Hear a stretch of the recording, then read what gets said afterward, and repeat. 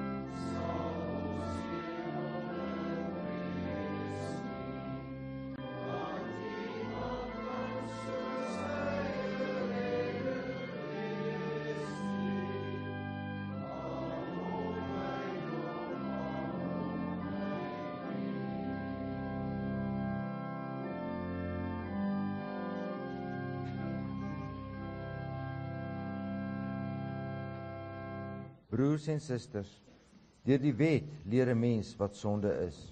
Kom ons toets ons lewens aan die wet van die Here en vergewis onsself opnuut van hoe skuldig ons almal staan teenoor God en teenoor mekaar.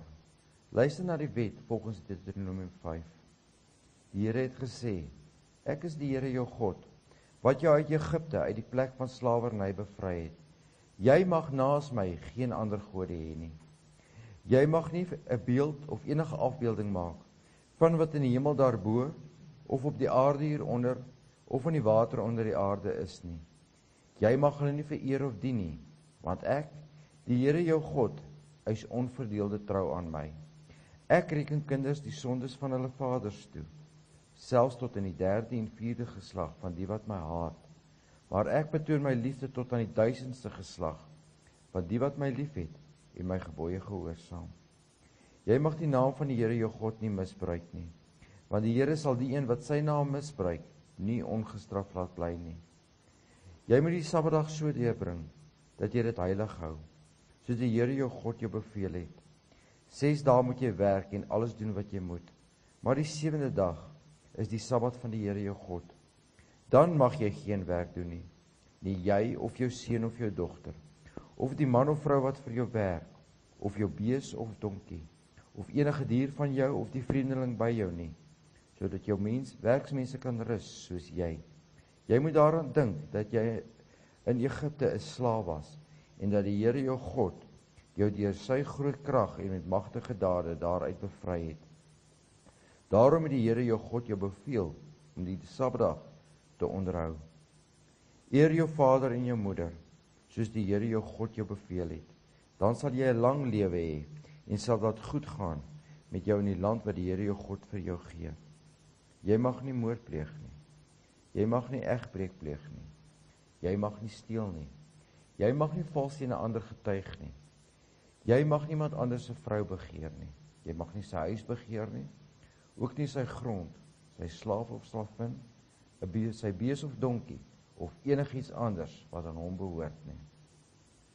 In 1 Johannes 1 vers 9 staan daar: Maar as ons sonde bely, hy is getrou en regverdig.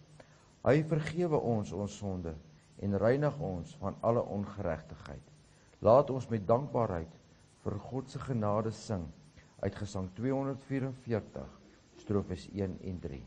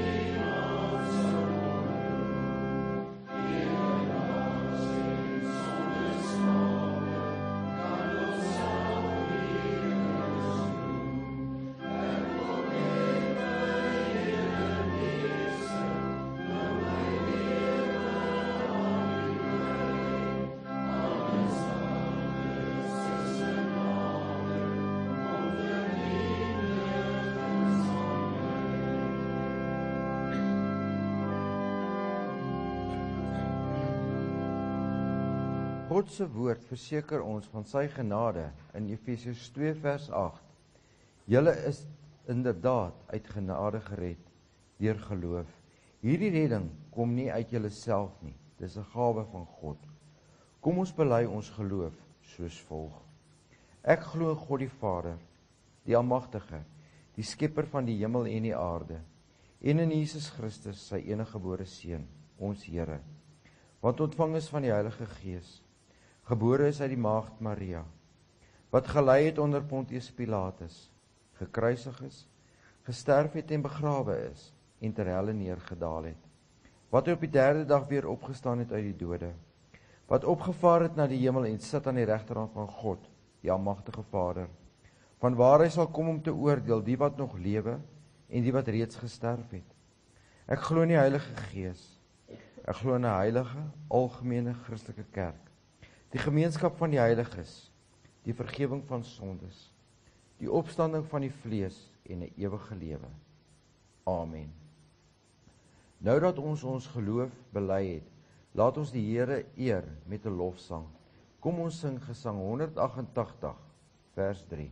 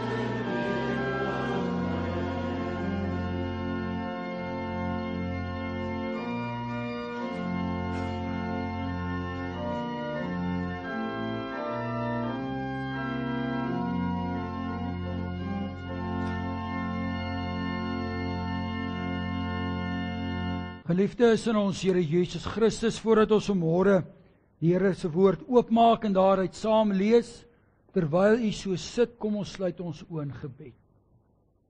Here, ons Here, alles, ja alles, is genade. Daarvoor, Heer, wil ons u loof en u prys. Mag u ook ons woorde ook aanneem. Mag ons lewens getuig van dankbaarheid. Heer, ons het soveel om voor dankbaar te wees. Waarvan die grootste is, dat u ons ken. En dat u met ons bemoeienis maak. En dat u in hierdie oggenduur tot ons elkeen spreek.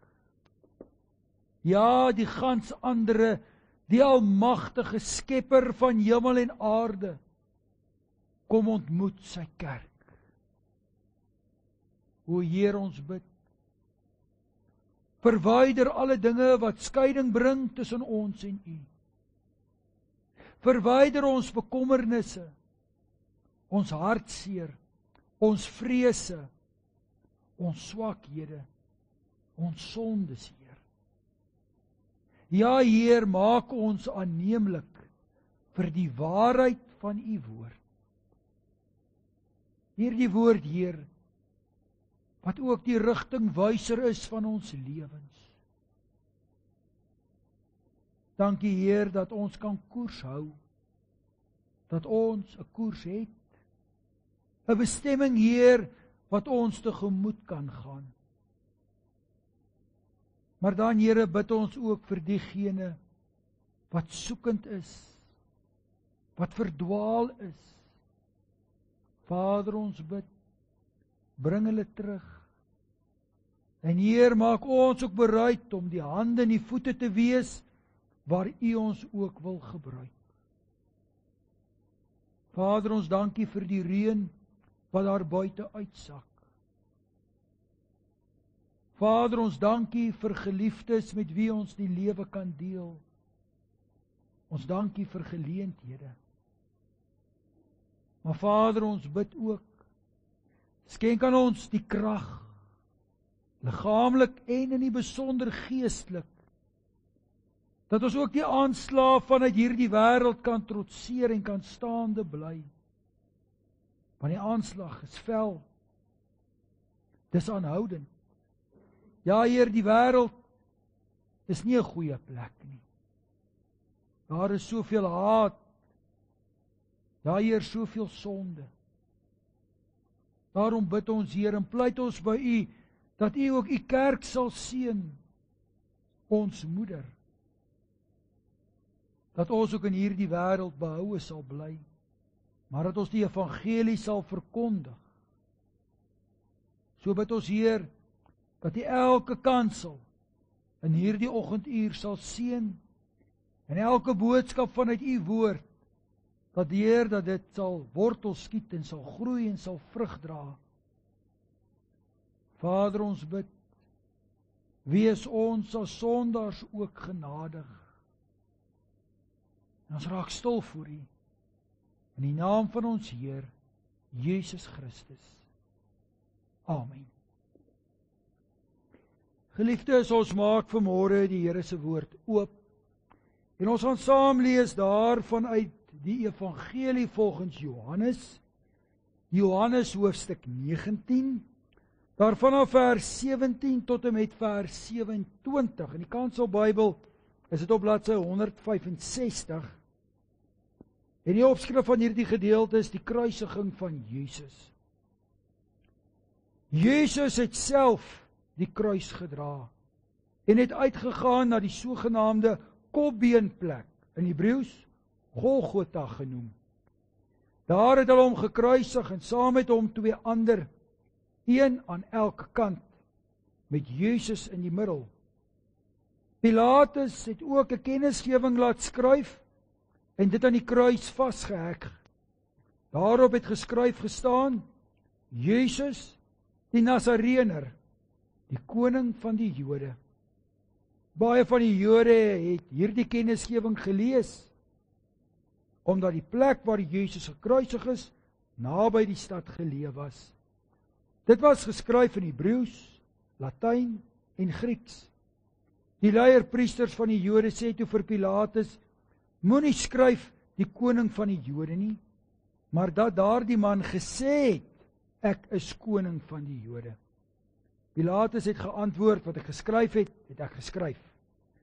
Toe die soldate Jesus gekruisig het, het hulle sy boekleed geneem en het hom 4 dele verdeel, vir elke soldaat 'n deel, en so ook sy onderkleed.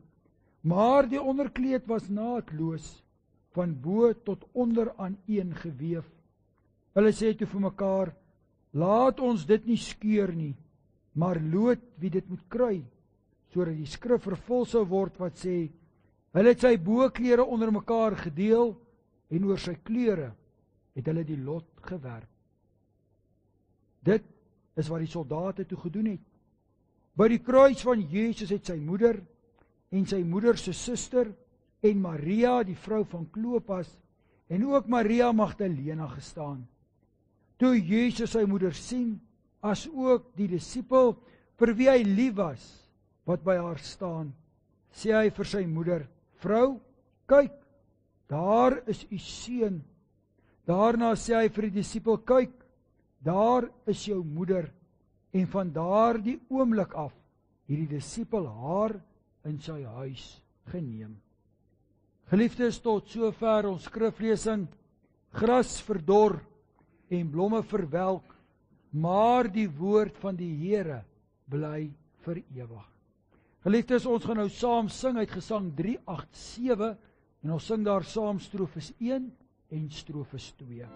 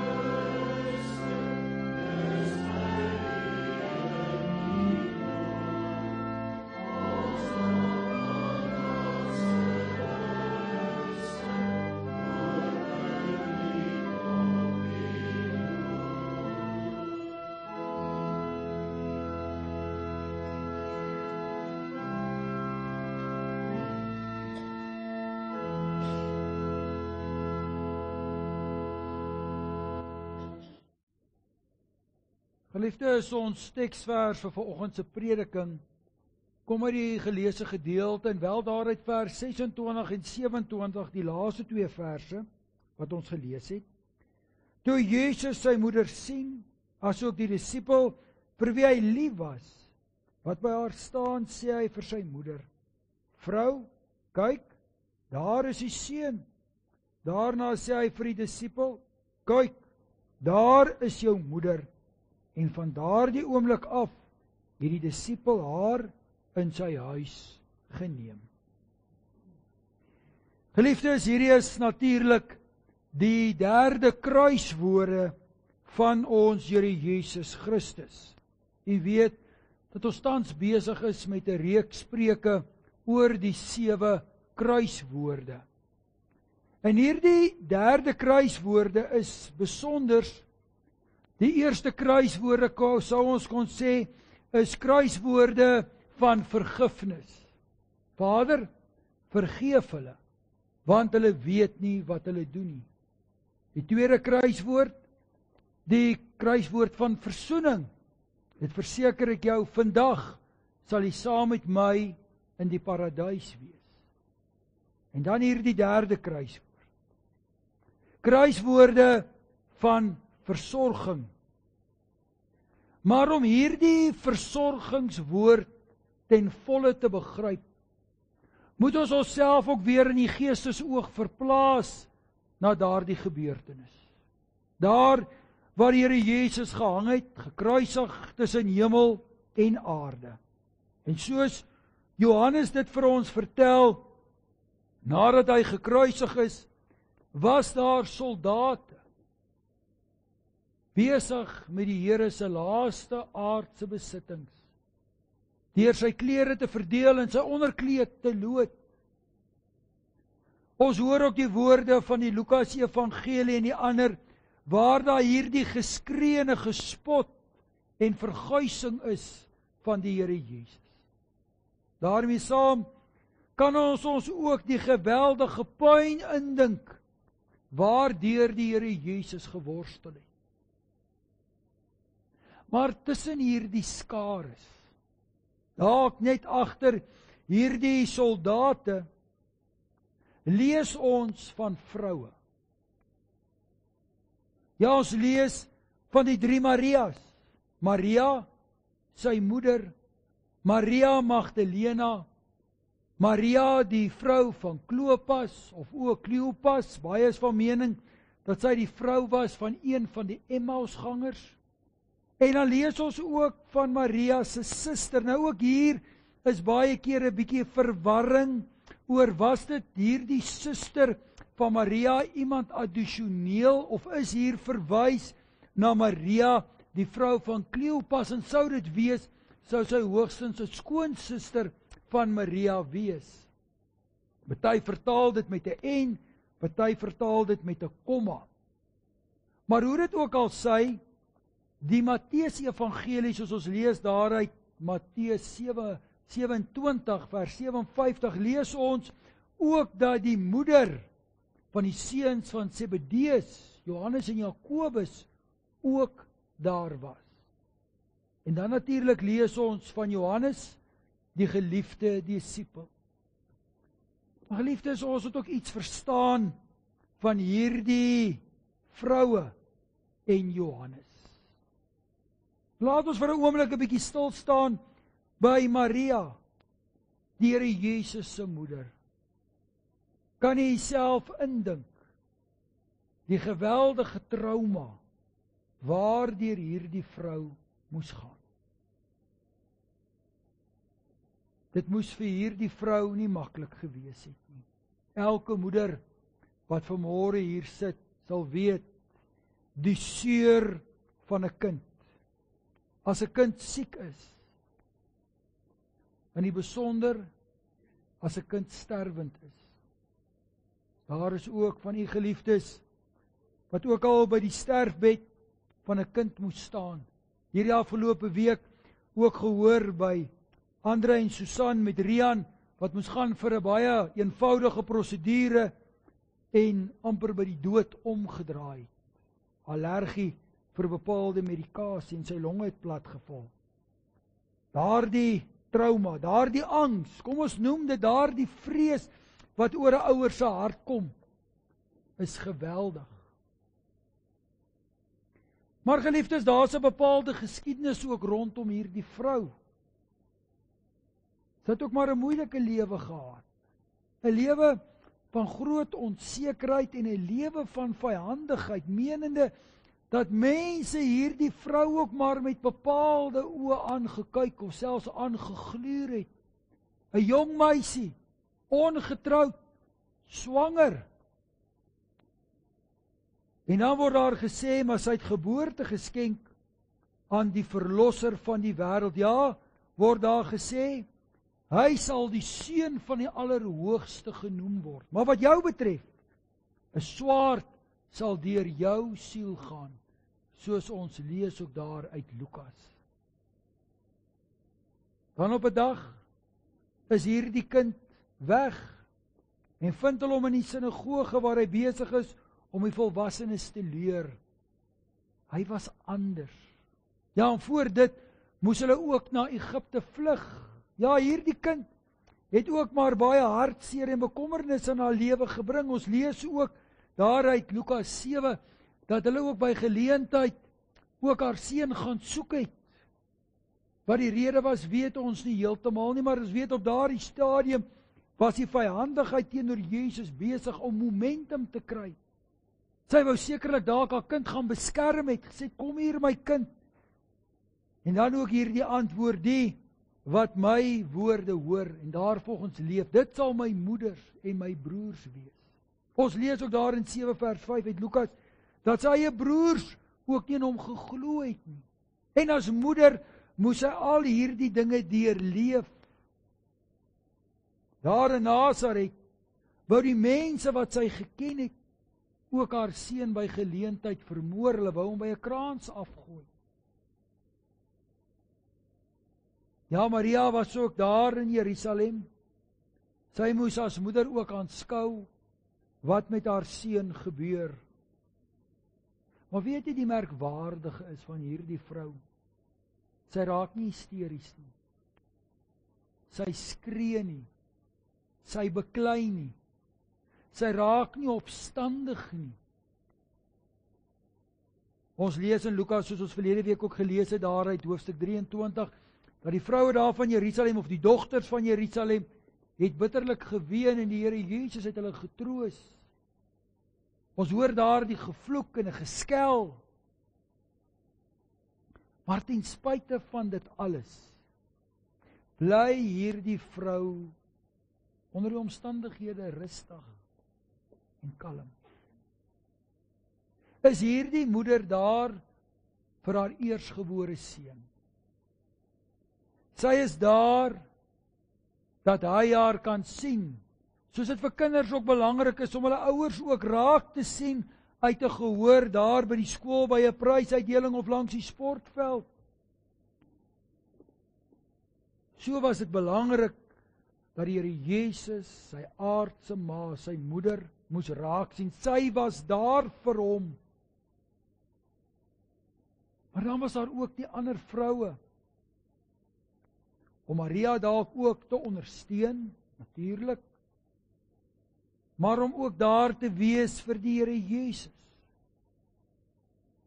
Ou Maria Magdalena, die Here Jesus het haar bevry van bose geeste. Sy het die Here Jesus gevolg. Hy het vir haar 'n nuwe lewe gegee. So lees ons ook van die ander Maria, haar man, wat heel waarskynlik Kleopas was, die Emmausganger, wat later ook sou verval in vertwyfeling en sou uitroep, ons het ons so gehoop dat hierdie man vir ons redding sou bring. Ja, my vrou was daar. Sy het gesien hoe die lewe uit hom uitvloei. En nou is dit al die 3de dag. En nou is daar ook vrouens wat kom in ons ontstel en sê, hy het opgestaan. Ja, hier dieselfde Maria Magdalena. Die ander Maria sou ook daar wees by die graf. Die eerste getuies van die opstandingswonder. Daar is baie bespiegelinge of daar 'n suster van Maria was, en as dit was dit dalk Salome, die moeder van Johannes. As dit so was hy daar om Maria te ondersteun, haar suster, maar ook haar seun Johannes. Matteus sê, en die moeder van Johannes en Jakobus was ook daar. Dit is die vrou, soos ons lees daar uit Matteus 20, wat by die Here Jesus kom op geleentheid en sê, Here, as jy koninkryk kom vestig, laat my 2 seuns tog aan weerskante van jou wees. Geef hulle ereposisies. Dis netjies se seuns. Ek het hulle netjies opgevoed, goeie kinders. Gee hulle ereposisie. Nou wat die Here vir haar antwoord, jy weet nie wat jy vra nie. Kan jy self die teleurstelling indink by hierdie ma? Waar is haar seuns? Hulle is nie daar nie. Wat gaan van hulle word? Gaan hulle ook in hegtenis geneem word? Gaan hulle ook gekruisig word? Hierdie ideaal en verwagting, soos 'n goeie ouer, het sy vir haar kinders probeer die beste gee. En hierdie man, wat vir haar kinders moes sorg, hang hier, besig om te sterf. kan jy self indink wat deur daardie moeder se hart gegaan het. Ja, daardie moeders se harte was stikkend. En dan Johannes, die enigste disipel van wie ons lees, wat daar by die kruis staan. En ons lees dat hy baie lief was vir die Here Jesus. Nou ons moet nou nie dink, die fout maak, dat Johannes nou baie beter was as die ander disipels nie. Hy het ook maar die Here Jesus in die steek gelaat. Hy het maar presies dieselfde opgetree. Hy het ook hierdie Here Jesus nie werklik verstaan nie, maar ten spyte van dit alles, was hy lief vir Jesus. Daarom dat hy daar is. Hy het medelee. Dalk ook om hierdie vroue te kom ondersteun. Dalk in die besonder Jesus se moeder. Want die afleiding wat ons kan maak is dat Maria op daardie stadium, dat sy weduwee was. Dat Josef oorlede is, ons lees dit nie, maar dis maar 'n gevolgtrekking wat ons maak met die inligting wat ons tot ons beskikking het. Elkeen van hierdie persone het 'n eie geskiedenis gehad met Jesus. Elkeen het sy eie bepaalde verwagtinge gehad. En elkeen op daardie stadium deel teleurstelling. Onseker oor die toekoms. Ja, die Here Jesus se moeder Maria. Wat gaan van my word? My oudste seun, wat na my moes omsien, is sterwend. Vir haar moes dit geweldig gewees het, om haar kind te verloor, maar onder hierdie omstandighede. En daar was ook dalk in haar ook maar 'n worsteling en 'n stryd. Is hierdie kind van my werklik die verlosser, die seun van God? Of is hy dalk werklik 'n misdadiger, 'n valse profeet? Hierdie skare skree dit, hierdie leiers, familiehoofde en priesters, hierdie klomp geleerdes sê, hy kan nie die seun van God wees nie. Dit moes vir hierdie ma 'n geweldige stryd gewees het. Dit was immers haar kind, en sy was lief vir hom. En dan, geliefdes, na die eerste 2 kruiswoorde, sien die Here Jesus ook sy moeder raak. En dan spreek hy hierdie woorde: vrou, daar is u seun. Vir ons klink dit ongelooflik formeel, koud, klinies. Maar ons sit hier met 'n vertalingsprobleem, want hierdie woord wat hier gebruik word is 'n Arameese woord, en in Aramees sou dit dalk beter vertaal kon word met die gedagte van 'n minsame of 'n deegsame vrou. Dit is woord van respek en eerbied. Die Here Jesus respekteer hierdie vrou. Hy het deernis met hierdie vrou. En hy is ook lief vir hierdie vrou. Sy was immers die vrou wat hom in hierdie wêreld gebring het.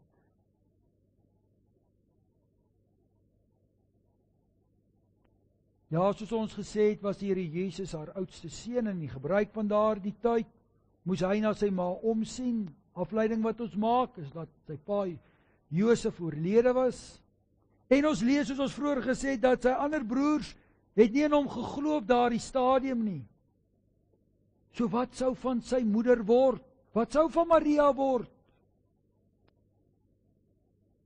Daarom dat hy haar toevertrou aan Johannes.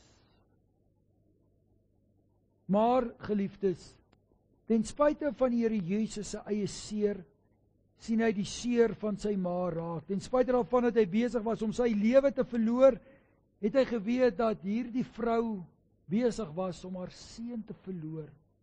En hy sien hier die swaar en ellende raak, en hy spreek dit aan. En Johannes, die Here Jesus het geweet dat Johannes ook maar tekortkominge en foute gehad het, nes die ander. Maar hy het geweet dat Johannes vir hom lief is.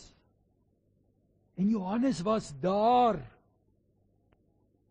Hy het Johannes vertrou. En daarom vertrou hy sy moeder aan Johannes toe. Sy sal nou jou moeder wees. Geliefdes, dit gaan hier oor veel meer as iemand wat besig was om net sy verantwoordelikheid af te gooi op iemand anders. Hier gebeur iets besonders. Want geliefdes, dit wat hier aan hierdie kruis gebeur het, was nie die einde in die verhouding, familiebande, tussen 'n seun en sy ma nie. Nee. Dit was 'n verandering van bande. Van familiebande sou ons kon sê, na 'n geestelike band. Anders gestel, die Here Jesus was nie nou meer die seun van Maria nie, maar hy was nou besig om herskep te word na die verlosser van Maria. Hier was 'n proses aan die gebeur. Die verheerliking van Christus as hy die dood oorwin, daardie Sondagmôre. En op daardie stadium het niemand dit verstaan nie. Wat hulle aanskou is die dood, en wat hulle hoor is die skande en die oordeel.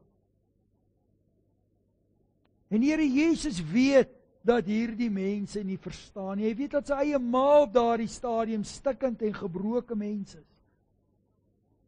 Maar hy laat dit nie verbygaan nie. Hy spreek haar ook aan in haar nood. En hy bring vir haar uitkoms. Maar die grootste uitkoms, die grootste verlossing en troos sou nog kom, as hierdie kind van haar die verlosser word. En hierdie woorde aan Johannes en sy moeder is eintlik universele woorde. Ook weer eens, as ons die beeld van verlede week wil gebruik, kan ons ook eintlik sê as twee spieële wat daar onder staan, twee karakters wat eintlik verteenwoordigend is van ons. Ons weet die beeldspraak waar die kerk baie kere vergelyk word met die moederbeeld. En die wat die Here dien, om gelowig te wees, is om vir die Here lief te wees. Hierdie Johannes, die disipel van liefde, kan ook gesien word as diegene wat vir die Here lief is, sy kinders. En sodat die Here ook sy kerk, sy moeder, ook aan hierdie kinders van hom toevertrou, dat hulle ook een word. Dat ons familie word. Want oor bloed heen word Johannes en Maria familie van mekaar, en soos dit ook van ons broers en susters. Ja, broers en susters, nie gebind deur bloed nie, maar gebind deur die bloed van Jesus Christus. Gebind deur die geloof. Daarom dat hierdie derde kruiswoorde ook vir ons soveel betekenis en waarde het. Woorde van versorging. Dat die Here Jesus ook ons versorg. En weet jy broers en susters, as elkeen van ons ook kyk na ons lewens hier op aarde, dan moet ons ook vanmôre erken dat die Here nog altyd voorsien en gesorg het. Dat die Here ook ons nood en ellende raak sien. En dat die Here dit ook nog altyd aangespreek het. Maar dit is juis met hierdie voorsiening van die Here, wat die Here juis na ons omsien, sodat ons die werklike verlossing en versorging ook aan die einde van ons lewe ook kan ontvang. Maar die Here weet, dat in hierdie wêreld is daar ook uitdagings. Het ons ook ons swaar en ons ellende. En dit gaan nie by die Here verby nie. Hier sien die Here juis om na die nood van sy moeder. Hoeveel te meer sal die Here nie omsien ook na ons nood, sonder pyn en lyding. Hier was hy 'n geweldige lyding gewees. Maar broer en suster, ons kan 'n lyn of twee ook hieruit trek. Waarvan die belangrikste sekerlik die verhouding tussen ouer en kind is. Ja broer en suster, ons het ook al by geleentheid gesê, daar is geen groter vreugde en blydskap as die vreugde wat 'n kind bring. Elke ouer wat vanmôre hier sit, kan daardie presiese dag, daardie presiese omstandigheid onthou, toe hy daardie pasgebore babietjie in die arms vir die eerste keer vasgehou het. Dit is ingeets in 'n mens se mens wees. Maar geliefdes, daar is ook geen groter hartseer as die hartseer van 'n kind nie. Ek is nou 20 jaar in die bediening, en as iemand vir my sou vra, wat is die grootste trauma of die grootste ellende wat daar by mense is, dan sou 'n mens dalk antwoorde verwag, so siekte, finansiële nood, liggaamskragte wat afneem, politieke nood en dit wat in die wêreld en in die land gebeur, maar nee. Dis 'n druppel in die emmer. Die grootste ellende en hartseer en trauma wat ek oor 20 jaar by lidmate by u beleef het, is die hartseer wat kinders bring. Ja, broers en susters, dis 'n hartseer wat daagliks en konstant daar is. Ja, ons lees in die Bybel, waar die Here destyds vir vrou Eva gesê het, ja, met moeite sal jy kinders in die wêreld bring. Dit het natuurlik ook gegeld vir vrou Adam, so eintlik sê dat ouers met moeite kinders in hierdie wêreld sal bring, en met moeite kinders sou grootmaak en opvoed, en elke ouer kan daarvan getuig. Maar ek sê altyd, ek sou nog 'n naskrif daar wou laat, dat ouers uit hierdie wêreld sou uitgaan met moeite as gevolg van kinders. Daar is soveel ou mense by wie ek ook moes staan, wat met hartseer hulle asem moes uitblaas. En tog, broers en susters, leer die Here ons hier aan die kruis, op die grootste moment van sy lyding, as hy daar aan die kruis hang, gaan die 5de gebod nie by hom verby nie. Tog interessant. Eer jou vader en jou moeder. Here Jesus kon so maklik gesê het, maar met hierdie vrou het ek niks te maak nie. Nee. Selfs Jesus Christus, die Seun van die lewende God, gee aan sy moeder erkenning en sien om na haar. Broer en suster, by geleentheid sê ek vir 'n jong man, onthou, as man het jy 3 verantwoordelikhede in die lewe. Eerstens is om altyd om te sien na jou moeder en na haar eer, want sy het jou in die wêreld gebring. Die tweede is jou vrou, want jy het haar gekies en die Here het haar vir jou gegee. En die derde is die Here ook aan jou 'n dogter toevertrou. Moet jy na hom sien. Dis jou verantwoordelikheid. Dis jou voorreg en dis 'n eer. En so leer die Here Jesus ons ook, daar aan die kruis as hy omsien, ook na daardie vrouens. En tog, broers en susters, leef ons in 'n tyd waar daar nie meer omgesien word na die ouers nie.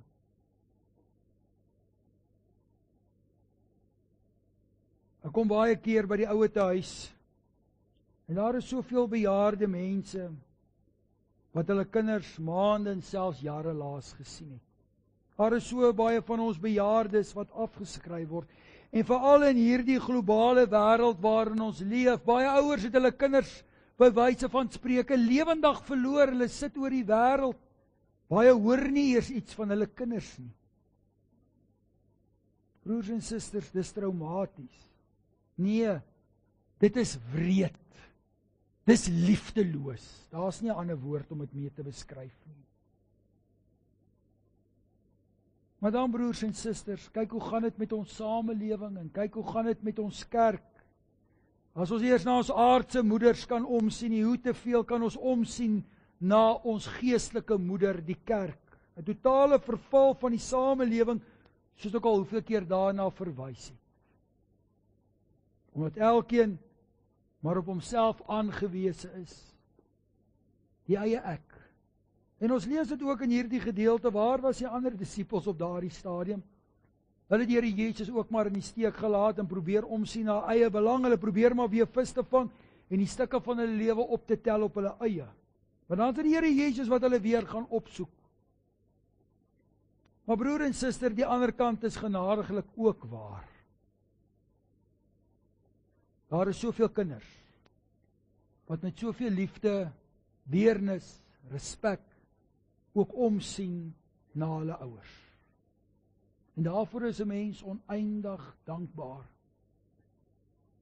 Wat 'n groot voorreg en genade is dit, om by jou sterfbed daardie vrede te mag ervaar, dat jou kind is saam met jou op pad. Onthou wat ek al by hoeveel geleenthede al gesê het, die enigste iets wat ons met ons kan saamvat, is ons kinders.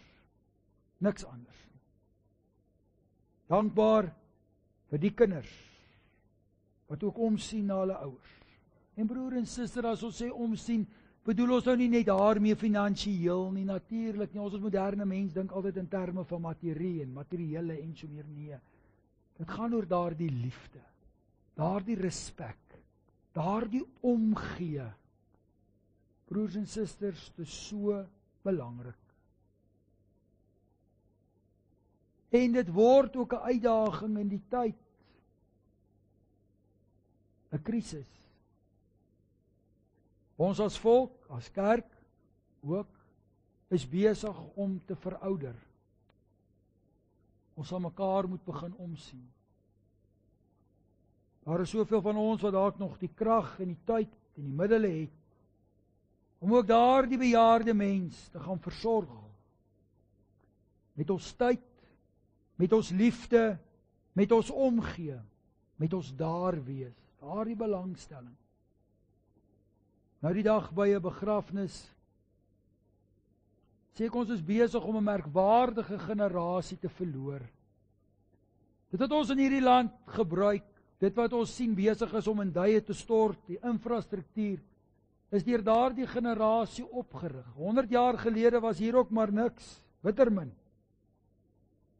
Die generasie wat in daardie tyd gebore is, het dit opgerig en gebou wat ons vandag het. En tog is hierdie generasie vergete. Broers en susters, ons mag dit nie toelaat nie. Daarom is dit vir ons 'n opdrag, en moet dit vir ons 'n roeping wees, om ook ons bejaarde mense met liefde, deernis en omgee te behandel.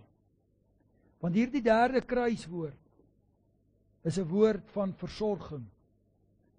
Maar dit word gebou op God se liefde vir ons. Hier aan die kruis maak ons ook kontak met die Here se liefde.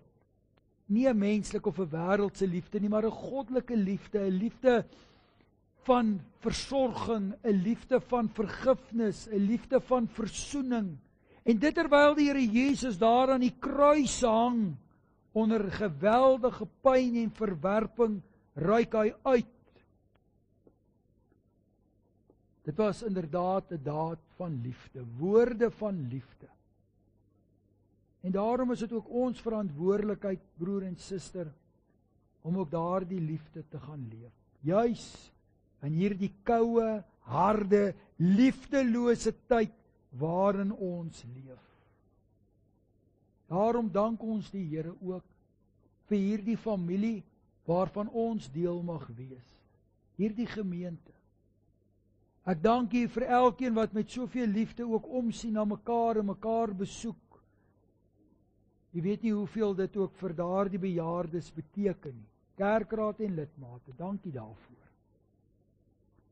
Maar broer en suster, mag die Here ons ook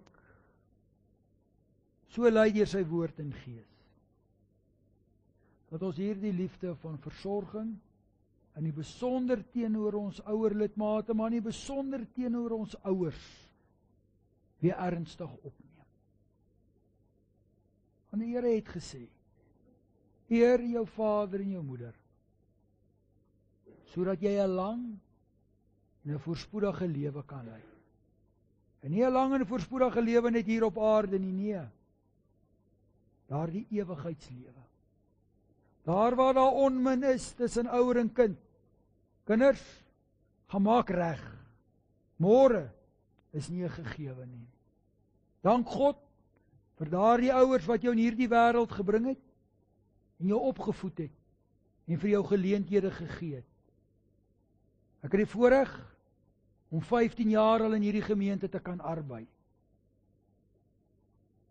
En die kinders in hierdie gemeente, die wat ook al groot en volwasse is, het soveel om voor dankbaar te wees. Want hulle het ouers wat vir hulle lief is.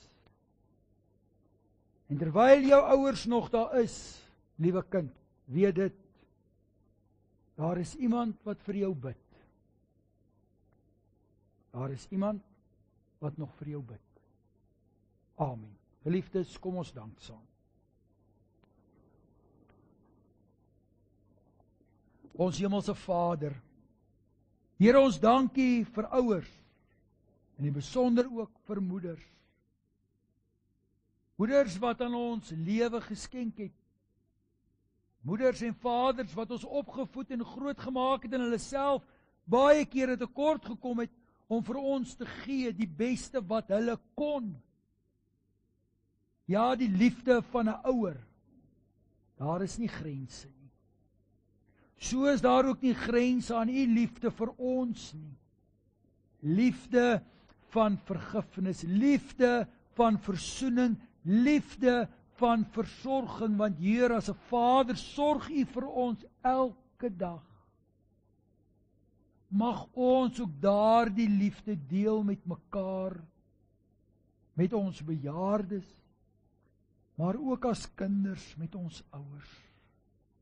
Vader, ons bid, mag kinders ook net vir 'n oomblik 'n bietjie gaan stil staan en kyk na die oë en die hart van 'n ouer. Die telefoon optel en bel en vra hoe dit gaan.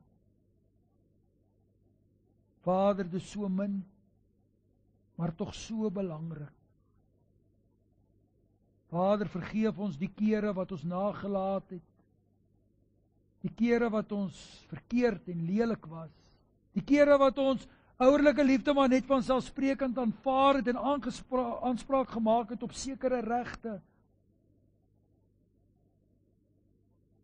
Vader, ons leef in 'n wêreld die 5de gebod oortree word.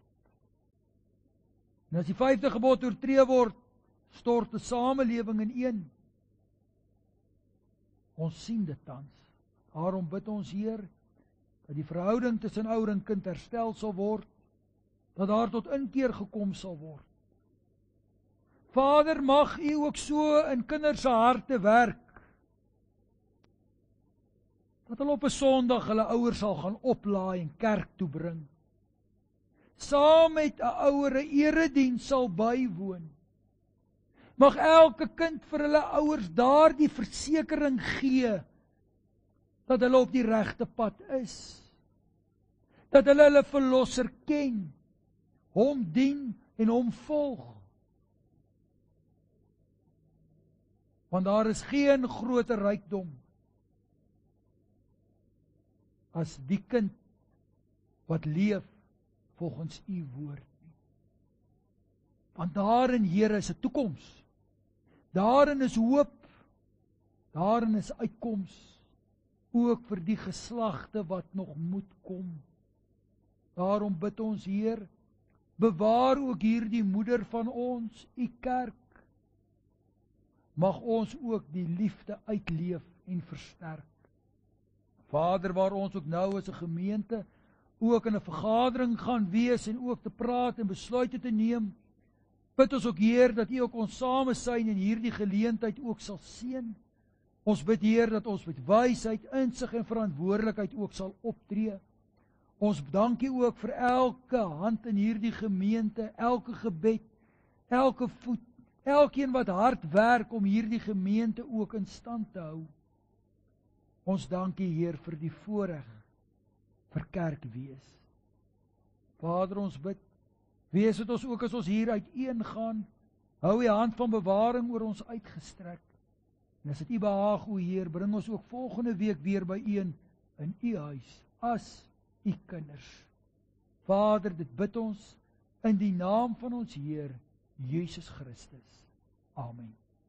Geliefdes, ons sing nou weer saam uit Gesang 387, en ons sing daar strofes 3 en 4, waarna U bly staan vir die uitspreek van die seëngroet, en dan sing ons saam uit Gesang 314.